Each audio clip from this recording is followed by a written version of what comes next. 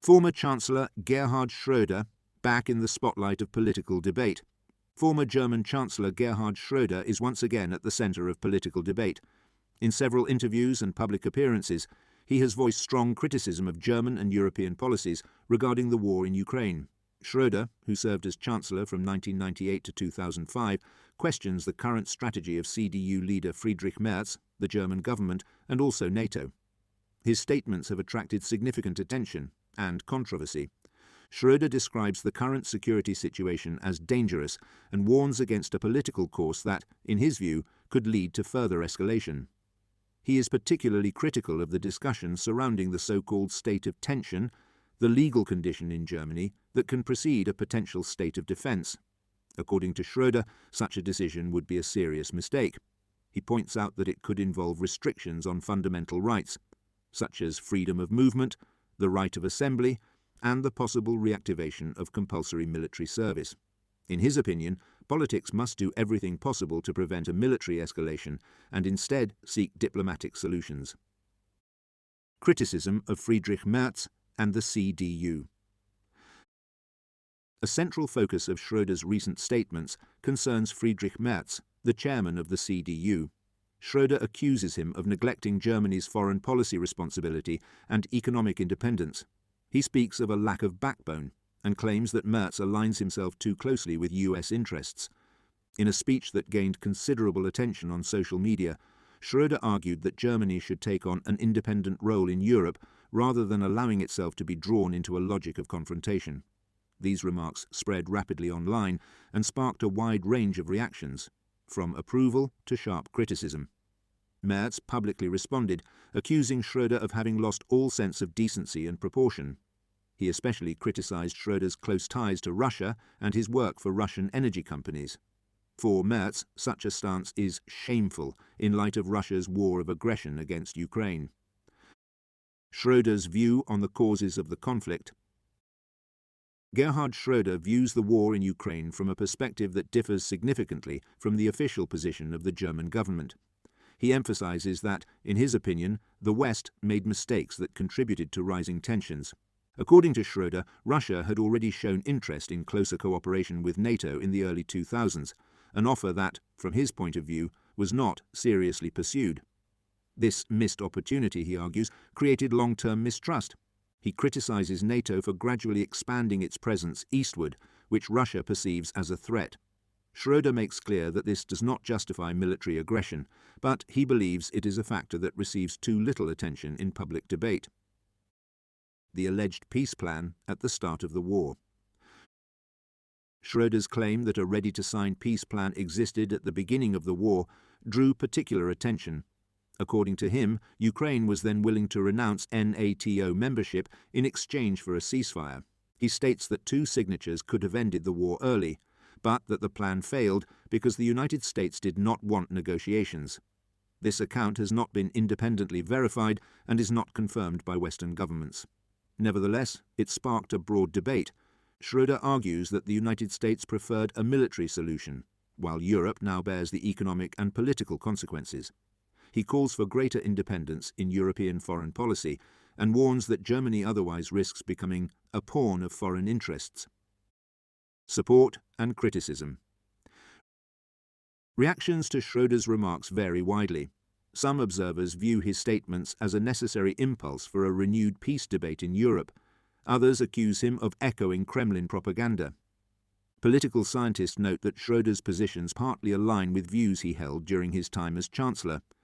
His refusal to participate in the Iraq War in 2003 and his strong economic cooperation with Russia reflected a policy based on dialogue rather than confrontation.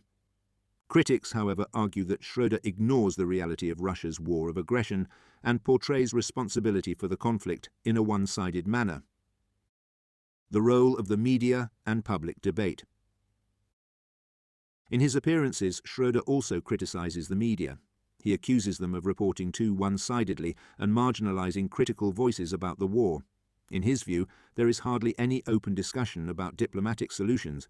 Observers note that Schröder's statements gain considerable traction, especially on social networks. There they are met with both approval and outrage. Some users see him as a voice of reason, Others label him a mouthpiece for Moscow. Public perception of Schröder has been sharply polarized since the start of the Ukraine war. While many of his former political allies have distanced themselves, Schröder remains consistent. Peace, he says, can only be achieved through dialogue, not through arms deliveries. Debate over Germany's role. Another major focus of Schröder's criticism targets German foreign and security policy as a whole. He accuses the government of relying too heavily on military measures while neglecting diplomatic initiatives. He reminds audiences that Germany suffered enormous losses in World War II and that the lesson from that history should be a policy devoted to peace. Schröder stresses that while he understands the rationale for supporting Ukraine, he warns against an escalation that could eventually endanger Germany itself. He is particularly critical of the growing influence of the arms industry and the rising defence budget. This development, Schröder argues, pushes the true goal, peace, further into the background. Reactions in Europe and Russia. In Russia, Schröder's remarks have been met with positive responses. President Vladimir Putin, speaking at an economic forum in St. Petersburg, praised the former chancellor and called him a reasonable interlocutor. In Western capitals, this comment was received with skepticism. European politicians view Schröder's closeness to Putin as problematic. Many recall that, after leaving office, Schröder joined the boards of Russian energy companies, including Gazprom and Rosneft, connections that continue to draw criticism. Despite this, Schröder maintains his conviction that there can be no lasting peace in Europe without Russia. He calls for a renewed Ostpolitik based on dialogue and mutual respect. The risk of political instrumentalization. Analysts warn that Schröder's positions could be politically exploited by populist parties, particularly the AfD. Some AfD representatives have echoed his statements to support their demands for an end to sanctions against Russia. Schröder himself has not distanced himself from the party, but insists he has no political agenda. His goal, he says, is a return to pragmatic and rational policymaking.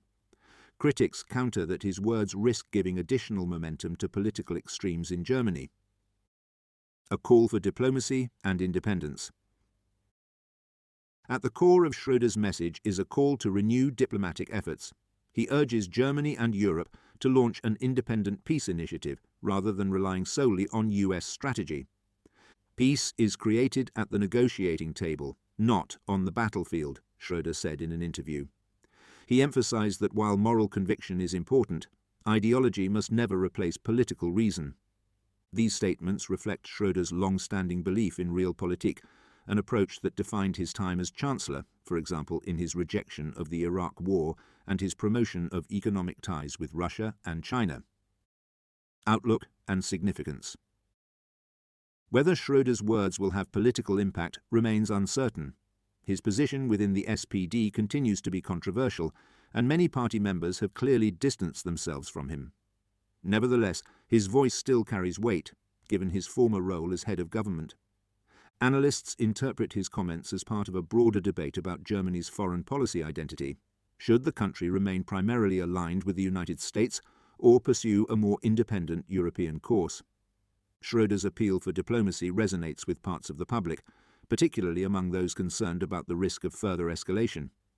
At the same time, his close relationship with Russia continues to draw heavy criticism. Conclusion. With his latest statements, Gerhard Schröder has reignited a debate about Germany's responsibility, NATO's direction, Europe's sovereignty, and the path to peace. Whether one agrees with him or not, his message is clear. According to Schröder, there will be no lasting peace without negotiations. The coming months will show whether his words will be heard or fade away as the voice of a political past.